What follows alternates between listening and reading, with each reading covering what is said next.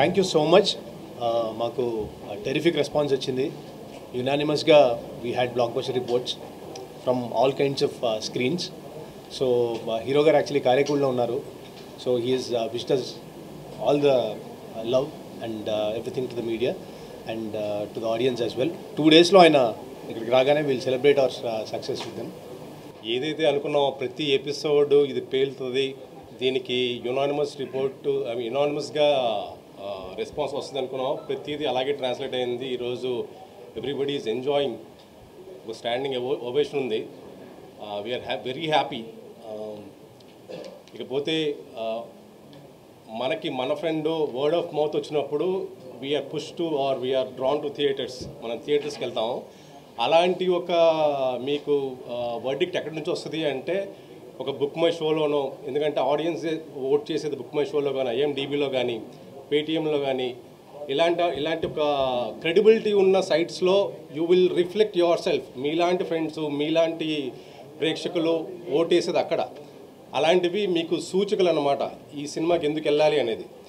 ఇకపోతే మిగతా విశ్లేషణ పేరుతో విషయం చిమ్మే ఏవైతే కొన్ని సైట్లు ఉంటాయో అసలు వాటిని పట్టించుకునే అవసరం కూడా లేదు. మీరు చూడాల్సింది, మిమ్మల్ని రప్పించడానికి కారణాలు ఈ సైట్లు ఉంటాయి. ఈ బుక్ మై షో కానీ, లేకపోతే IMDb కానీ. That is what it is reflecting the genuine content rating అనమాట. And thank you so much for the response what we're getting today. We're much grateful to the audience. Good evening అందరికీ. నేను పర్సనల్గా అంటే talk follow అవుతున్నప్పటి నుంచి రాత్రి ఒక show పడింది. I think me friends UK నుంచి మాకు ఫస్ట్, అంటే ఇంత మునుపు యూఎస్లో పడేది, ఇప్పుడు యూకేలో ఫస్ట్ టైం ప్రీమియర్ అన్నిటికంటే ముందు పడింది. సో అక్కడ నుంచి మేము టాక్ ఫాలో అవుతూ వచ్చాం. So like the director and or writer said మాకు యునానిమస్ రిపోర్ట్స్ వస్తున్నాయి బిగినింగ్ నుంచి. సో పొద్దున్న నేను పర్సనల్గా థియేటర్కి వెళ్ళి మా ఫ్రెండ్స్ అండ్ ఫ్యామిలీతో చూశాను అండ్ వేరే థియేటర్స్ కూడా వెళ్ళాను. So I think people are enjoying it. And first time అంటే రవితేజ గారు ఆయన కంఫర్ట్ జోన్, అంటే మామూలుగా ఎప్పుడు ఎనర్జెటిక్గా సరదాగా అంటే వెరీ కొలోక్యల్గా సరదాగా ఎక్కువ ఎనర్జెటిక్ తోటి ఉంటారు మామూలుగా ఆయన చేసే క్యారెక్టర్స్లో. That is what we expect from him. So ఆయన ఇంత మునుపు అంటే నాకు మా వాళ్ళు కానీ ఆడియన్స్ కానీ చెప్పింది ఏంటంటే విక్రమార్కుడులో రాథోడ్ క్యారెక్టర్ ఎలాగైతే ఎంజాయ్ చేశారో ఆ ఇంటెన్సిటీ, సో సేమ్ అంటే చాలా సంవత్సరాల తర్వాత మళ్ళీ ఆ వైబ్ వచ్చింది, చాలా బాగుందని చెప్తున్నారు. So he stepped out of his comfort zone and ఒక డిఫరెంట్ కైండ్ ఆఫ్ ఎంటర్టైన్మెంట్ ఇచ్చారు దీంట్లో. సో అది బాగా ఎంజాయ్ చేస్తున్నారు. అండ్ ద వే ఫస్ట్ హాఫ్లో అంటే కొంచెం ఇప్పుడు సినిమా రిలీజ్ అయింది కాబట్టి కొంచెం డీటెయిల్గా మాట్లాడుకోవచ్చు. సో ఫస్ట్ హాఫ్లో ఎలాగైతే ఆ క్యారెక్టర్ ఏంటి, అసలు వీళ్ళ కథ ఏంటి అని ఒక కపుల్ ఆఫ్ క్యారెక్టర్స్ కొంత చెప్పడం, ఆ స్క్రీన్ ప్లే అలాగ ఓపెన్ అవ్వడం బాగా ఎంజాయ్ చేస్తున్నారు జనాలు.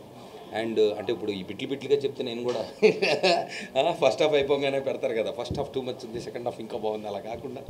సో అండ్ సెకండ్ హాఫ్లో అంటే ఇదేంటి ఎక్కువ అంటే మా మదర్ కూడా నిన్న పొద్దున దాని గురించి మాట్లాడుకుంటున్నప్పుడు బాగా యాక్షన్ సినిమా లాగా ఉంది అన్నారు. సరే నువ్వు రా వచ్చి చూడు అన్న. So she was also very happy. ఎలాగైతే సెకండ్ హాఫ్లో అసలు కథ ఏంటి, మెయిన్ అసలు ఏం జరిగింది అని తెలుసుకుంటూ, ప్లస్ ఓహో ఇదనమాట యాక్షన్ బ్లాక్లు లేదా ఈ కథ అని main characters, main story open అయిన తర్వాత ఎలాగైతే ఎమోషనల్ ట్విస్ట్ తీసుకుంటుందో సినిమా, అది ఎవరో ఎక్స్పెక్ట్ చేయలేదు. మేము రిలీజ్ ముందు కూడా చెప్పాము, అంటే మామూలుగా యాక్షన్ కమర్షియల్ ఫిల్మ్స్లో యాక్షన్తో ఎండ్ అవుతుంది, కానీ దీంట్లో మరి అది ఎలాగా ఈ సన్నటి కుర్రాడు అలా రాశాడు అనేది ఎవరికీ తెలీదు. సో వెరీ ఇంట్రెస్టింగ్గా ఓపెన్ అవుతుంది. అండ్ ఓపెన్ అయిన తర్వాత ఎలాగైతే ఎమోషనల్ పాయింట్స్లోకి వెళ్ళిందో I think people are enjoying it truly. We been following. And నేను కూడా మామూలుగా నా ఇన్స్టా కానీ నా ట్విట్టర్లో I personally message a lot of people. So నాకు చాలా పాజిటివ్గా వస్తుంది. అండ్ పీపుల్ మీడియా ఫ్యాక్టరీలో I think their hit streak is continuing and we are all very happy. So Ravi అన్నయ్య, I been talking to him. ఆయన కారైకూడలో ఉన్నారు. I think is coming on the 12th or something. So ఆయన వచ్చిన తర్వాత మళ్ళీ బయట చూసిన సక్సెస్ని ఇంకా ఎక్కువ కనిపించేటట్టు ఇంకా ఎక్కువ సెలబ్రేషన్స్ మేము డెఫినెట్గా చేసుకుంటాం. So thank you so much for all your support. Love you.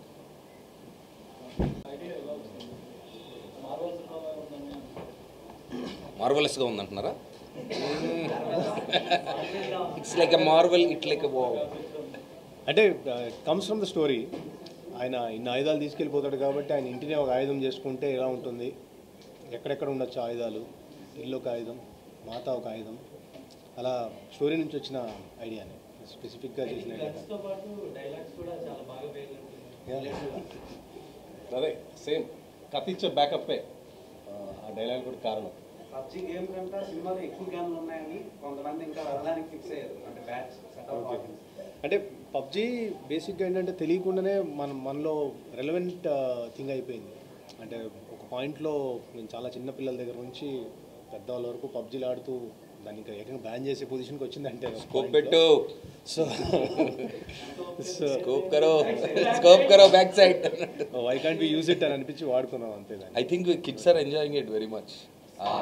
చేశారు కదా పార్ట్ 2, సో ఎలా ఉండబోతుంది, మా ఎక్స్పెక్టేషన్స్ ఎలా పెట్టుకోవచ్చు, యాక్షన్ ప్యాక్డా లేదంటే అన్ని ఎలిమెంట్స్? అంటే ఒకటి మనం ఈ సినిమా ఫస్ట్ నుంచి కూడా ఆ సినిమాలో డైలాగ్ ఉంది, ఇందే డైలాగ్ యాక్చువల్లీ గేట్లు వేసాం, సైరన్ వేసాం, అలాగే సినిమా ట్రైలర్లు వేసాం, టీజర్లు వేసాం, సినిమా యాక్షన్ ఫిల్మ్ డ్రామా అని చెప్తూ వచ్చాము.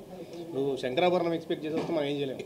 సో ఇది యాక్షన్ డ్రామా, యుద్ధకాండ తీసినా కూడా యాక్షన్ డ్రామాలానే ఉంటుంది, యాక్షన్ ఫిల్మ్లో ఉంటుంది, కమర్షియల్గా ఉంటుంది, మాస్ ఆడియన్స్కి రీచ్ అవ్వడానికే ట్రై చేస్తాం. సో దీంట్లో అఫ్కోర్స్ స్టోరీ టెల్లింగ్లో మనం కొంచెం ఎన్హాన్స్మెంట్స్ ట్రై చేస్తాం, ఒక ఫినిష్ ఇవ్వడానికి ట్రై చేస్తాం కానీ బట్ మేజర్లీ తీసేదైతే కమర్షియల్ యాక్షన్ డ్రామా. రవితేజకి ఎలా కన్విన్స్ చేశారు? బేసిక్గా ఆయన జోనర్ సపరేట్ ఉంటుంది, ఆ కంఫర్ట్ జోనర్ నుంచి బయటకు వచ్చి యాక్షన్ ప్యాక్ ఫిల్మ్ ఇప్పుడు వరకు చేయలేదు ఆయన. అంటే యాక్షన్ అనగానే కమర్షియల్ ఒక లేబుల్ వచ్చేస్తుంది కాబట్టి ఆటోమేటిక్గా ఆయన ఈ వాజ్ వెరీ ఓపెన్ ఫస్ట్ నుంచి కూడా.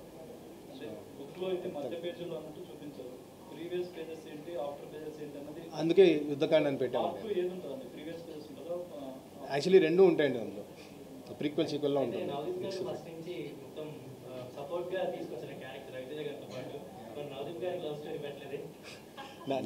నేను ఆయన్ని ప్రేమిస్తుంటా.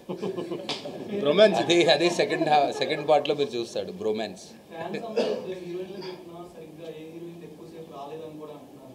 అంటే ఇది హీరోయిన్ సెంట్రిక్ సినిమా కాదు అసలు. ఫస్ట్ మనం ట్రైలర్ నుంచి చూపిస్తున్నాం మీకు, ట్రైలర్లోనే రిప్రజెంట్ చేసాం. 1 minute 2 minutes ట్రైలర్ కట్ చేసినప్పుడు ఎంతైతే ఉందో అదే చూపించాం. అంటే స్క్రీన్ పైన మీరు అన్న పాయింట్, ఇప్పుడు స్క్రీన్ పైన స్క్రీన్ టైం గురించి మాట్లాడితే మీరు అనింది కరెక్టే, కానీ ఇప్పుడు కథ ప్రకారంగా మాట్లాడితే సహదేవ్ ఇప్పుడు తను అన్నట్టు అంటే ఆయన క్యారెక్టర్ నేను చాలా కాంట్రాక్ట్లు తీసుకున్నా ఏది మిస్ అవ్వలేదు, కానీ ఇప్పుడు నేను చేసేది లైఫ్ టైం కాంట్రాక్ట్, నా వైఫ్ ఇచ్చిన కాంట్రాక్ట్ అనేది ఒక మాట అంటారు కదా. So if you see the driving force it is the heroine కాదు. ఇది నీ ఫ్యాన్స్ అడిగారన్నా, నీ ఫ్యాన్స్ చాలా సెన్సిటివ్గా డీల్ చేసే విషయం అంటే డ్రగ్స్ కానివ్వండి, గన్స్ కానివ్వండి. సో నెక్స్ట్ దాంట్లో కూడా ఈ గన్స్ నే ఇది చేస్తారా లేదంటే వెపన్స్ నే చేస్తారా? అంటే ఈగల్ అనే పాత్ర బేసిక్గానే గన్స్ నుంచి వచ్చాడు. అతను వాల్మీకి లాగా మనం ఏంటంటే బేసిక్గా ఒక రిపెంట్ అయ్యి then he decides to go against it అనేది మనం చూపిస్తూ వచ్చిన idea. So this is only about illegal. Last 1 monthలో 5 members చనిపోయారు యూఎస్లో. 5 members మొన్న కూడా మన ఇండియన్ స్టూడెంట్స్ మీద అటాక్ జరుగుతుంది. It is happening, it happen. And India వరల్డ్లో 6th rank or 7th rankలోనే ఉంది. We're not far away, almost near. So relevant ఇష్యూవే. Maybe the future we can get it. 75,000 arms seize చేశారు 1 yearలో ఇండియాలో, illegal arms.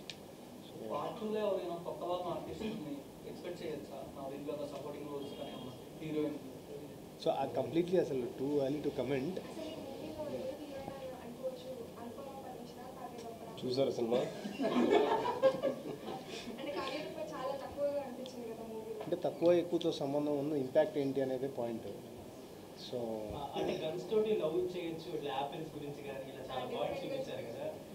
ఇంకా వైల్డ్గా తయారవుతారేమో love చేసి. ఏం చేశారంటే వైల్డ్గా అంతా ఒకటి అనుకొని తీస్తాం, ఒకటి చూస్తారని అనుకుంటాం, ఏదైతే చూడదు అనుకుంటే అదే చూస్తారు. ఇప్పుడు ఈ పబ్జీ బాయ్స్ అంతా బయటికి వెళ్ళి గన్లు పట్టుకొని యాపిల్స్కి వస్తారని మీ ఫీలింగ్. ఓకే చూద్దాం, అలా జరిగితే పార్ట్ 2లో అలా చేసిన వాళ్ళని ఏం చేద్దాం అనేది మళ్ళీ మనం మాట్లాడుకుందాం.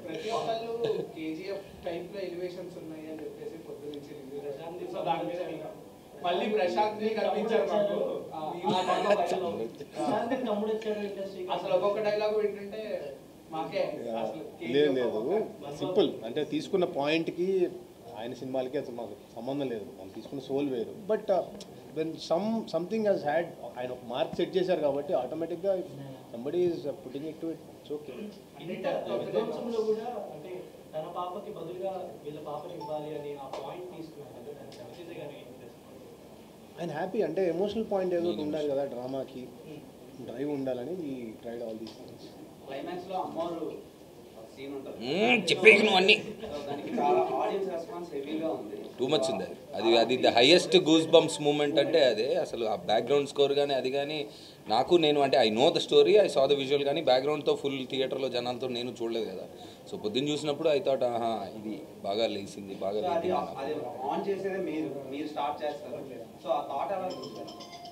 సో అదే ఇందాక చెప్పినట్టు అంటే ఆయన ఇంటిని ఆయుధం చేసుకుందాము, ఇంతమంది వస్తే ఎలా ఆపాలి, 10 yearsగా అక్కడ ఉంటున్నాడు అంటే ఆయన 4C చేసినట్టే, 10 yearsలో జరుగుతుంది ఇలాంటిది అని. సో 4C చేసుకున్నప్పుడు ఎట్లా బిల్డ్ చేశారు అని మీరు యాక్చువల్లీ డీటెయిల్డ్గా చూస్తే నవదీప్ గారు యాక్చువల్లీ ముందు సీన్స్లో కూడా అది రిపేర్ చేస్తూ ఉంటారు.